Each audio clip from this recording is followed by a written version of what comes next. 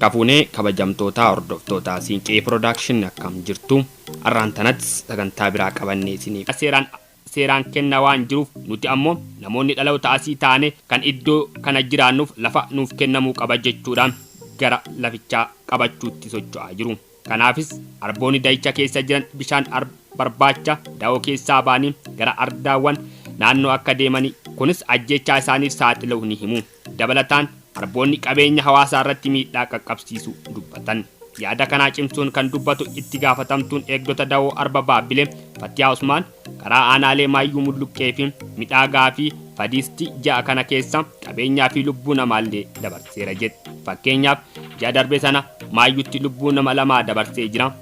Lafti hektaara 200 ta'uu fi da'oo Arba Baabbilee keessa seenamee investimentiin qonnaaf kenname kolee ijoo miidhamaa arbootaaf sababa kan ta'an keessaa tokko akka ta'e himameera. Dhimma lafa investimentii qonnaaf kenname kana ilaalchisee qaamoleen mootummaa sadarkaa aanaa hanga federaalaa jiraniif xalayaa barreessanis hanga ammaatti furmaanni akka hin laatamneef dubbatti.